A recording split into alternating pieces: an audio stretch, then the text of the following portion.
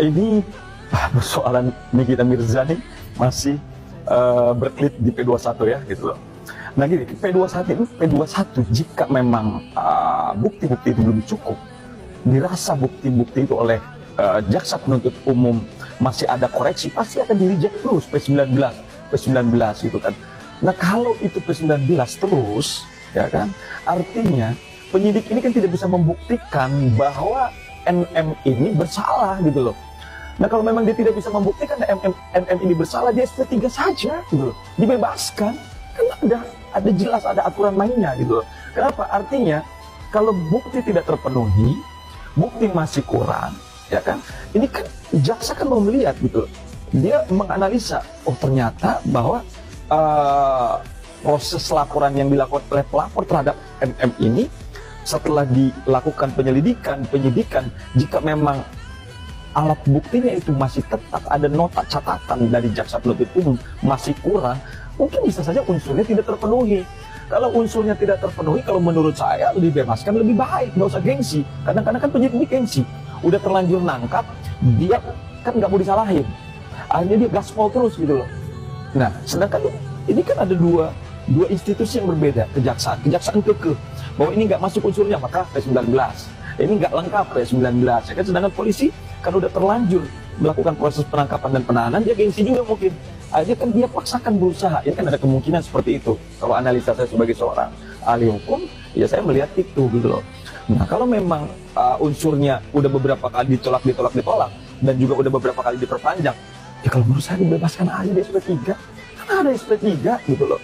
Banyak kok perkara-perkara yang di SP3 yang tidak lanjut ke proses pengadilan karena memang tidak terpenuhi unsurnya. Dan jelas dalam asas hukum juga ada Greenstraff Zonderschuld, tidak ada kesalahan tanpa hukuman. Jadi kalau memang Nikita Mirzani tidak bersalah, tidak terpenuhi unsur tindak pidana pemerasannya, ya dibebaskan saja gitu loh. Ngapain sih harus ditahan orang? Kasihan gitu loh, dia punya anak, dia punya keluarga, dia single parent, dia petarung, dia harus menafkahi anak-anaknya, kan kasihan gitu kan. Kalau kayak gitu jelas ini melanggar hak asasi manusia. Tidak boleh melakukan proses penegakan hukum dengan cara melawan hukum.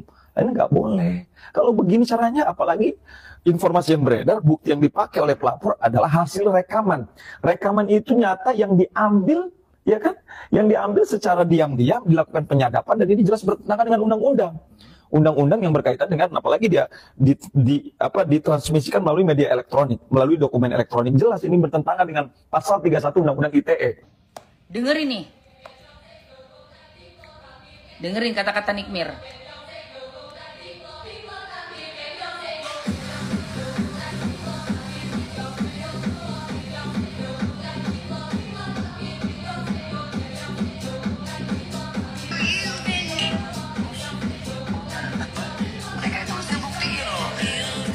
Coba pikir ya, pasal pencucian uang itu. Oh, bentar. Ya, dan Nih dengerin. Dan si Reza ini harus membuktikan juga bahwa uang dia tidak kotor. Karena semudah itu. Pasal pencucian uang berarti kita harus pertanyakan dulu yang jadi pelapor si Reza ini, si Ratu Flexing ini, uangnya dari mana? Paham? Itu lama pembuktiannya, bisa bertahun-tahun. Rekening dia harus dibuka, rekening dia harus dicek. Nggak bisa sayang, makanya jangan seneng dulu. Buat yang mengaku para musuhnya Nikita Mirzani, buat yang ngaku hatersnya Nikita Mirzani, kalian jangan seneng dulu. Ini pembuktiannya bisa bertahun-tahun. Uangnya si Reza Ratu Flexing dari mana? Itu nanti dipertanyaan. Mampus nggak tuh? Mereka itu harus ngebuktiin loh. Nih coba pikir ya, pasal pencucian uang. Pencucian uang itu harus dibuktikan itu bertahun-tahun. Ya, dan si Reza ini harus membuktikan juga bahwa uang dia tidak kotor. Karena semudah itu. Pasal pencucian uang berarti kita harus pertanyakan dulu yang jadi pelapor si Reza ini, si Ratu Flexing ini, uangnya dari mana? Paham? Itu lama pembuktiannya, bisa bertahun-tahun. Rekening dia harus dibuka, rekening dia harus dicek. Nggak bisa sayang, makanya jangan seneng dulu. Ya. Buat yang mengaku para musuhnya Nikita Mirzani, buat yang ngaku hatersnya Nikita Mirzani, kalian jangan seneng dulu. Mantap, mantap, udahlah, mantap. Itu baru mantap sayang. Bener nggak ya? Tuh, nggak sembarangan kan? Nggak sembarangan. Dokter menolak permintaan pengacara RG guys untuk memberikan kesaksian karena kasus berada pada posisi P19. Yap, berkas ditolak alias dikembalikan dari jaksa. Apa yang terjadi? Setelah penambahan masa tahanan 40 hari ternyata berkas belum lengkap, tersangka dinyatakan bebas secara hukum. Tapi jika sampai tanggal 2 Mei berkas lengkap, kita saksikan bersama taringnya macan betina putih Nikita Mirzani melawan si abu-abu di persidangan terbuka. Netizen, kalian siap? Ada yang panik di kasus NM. Ya, karena berkas P19 mulu, P19 mulu. Artinya apa? Harus ada tambahan bukti dan keterangan yang harus dipenuhi. Ini petunjuk dari jaksa. Panik. Dan meminta S ya, saksi S. Saya tahu kan siapa yang S ini, siapa yang dimaksud, untuk menyaksikan, memberikan kesaksian. Dalam konteksnya tentu untuk kepentingan dia, si pelapor. Ya mana mau, nggak mungkin lah. Ada yang panik karena masa penahanan ini berjalan terus menerus, dan kalau ini sampai berakhir masa penahanannya dan ini tetap tidak bisa P21, maka harus dikeluarkan NM dari tahanan. Ya. Panik. Ini pemerasan atau penyuapan, Pak? Jadi begini teman-teman, kalian yang harus kalian pahami, pemerasan dengan penyuapan itu beda. Dari pasal pun beda. Pasal pemerasan itu pasal 368. Pasal penyuapan itu pasal 5 Undang-Undang Tipikor. Pemerasan itu ada ancaman, ada kekerasan, ada paksaan dari orang yang mau memeras. Terus kita bahas dulu persoalan Nikita Mirzani.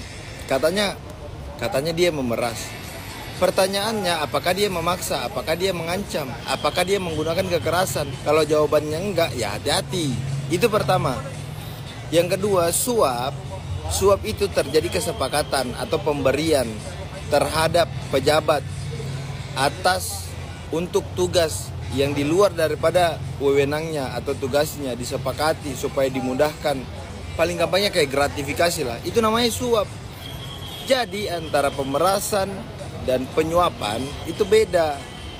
Terkait kasus Nikita Mirzani, saya nggak pernah bilang persoalan saya di Dr. Reza, saya nggak pernah bilang saya di kubu Nikita Mirzani, enggak. Kita lihat nanti persidangannya. Tapi kalau memang dituduhkan Nyai, bahwasannya Nyai itu memeras, nanti kita lihat apakah unsur-unsurnya terpenuhi atau tidak. Persoalan penetapan tersangkanya, kepolisian menetapkan Nikita Mirzani sebagai tersangka, itu dasarnya kan 2 alat bukti. Kalau kepolisian merasa 2 alat bukti itu cukup untuk menetapkan tersangka, ya mana-mana aja. Makanya Nyai, saya bilang dia paham. Kenapa dia paham? Karena dia bilang, ya udah biasa aja. Kalau kalian mau tahan, kalian mau tetapkan tersangka, gak apa-apa. Nanti kita lihat di persidangan apa yang akan terjadi. Kayak gitu teman-teman. Jadi pemerasan dengan penyuapan, gampangnya kalian pahami, di dalam penyuapan itu ada kesepakatan, itu pemberian. Pemerasan ada kekerasan, ada ancaman, ada paksaan, kayak gitu. Thank you. Diana JKT 12. Ini beneran nih beritanya. Dapat bocoran dari mana?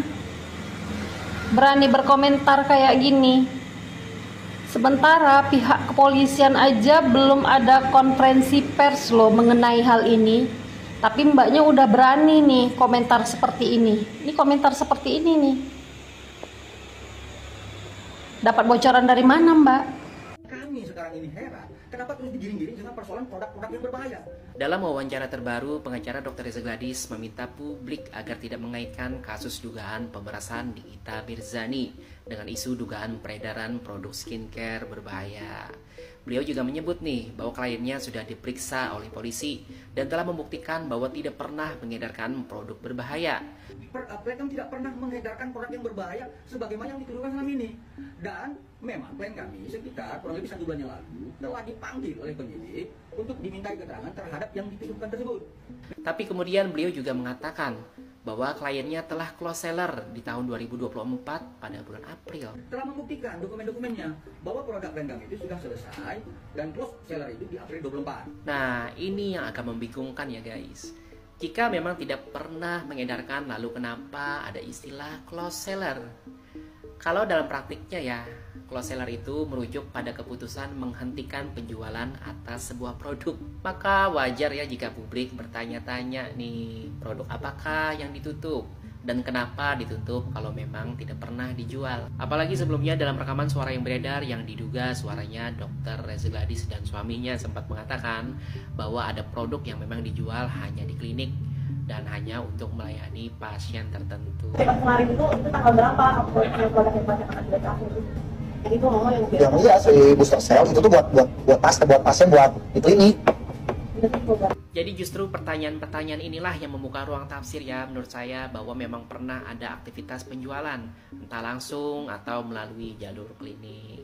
Dan kalau memang sudah ditutup berarti sebelumnya sempat berjalan kan. Kita tidak sedang menghakimi ya guys, tapi jika ingin mengedukasi publik dengan klarifikasi, jangan justru membuka celah inkonsistensi.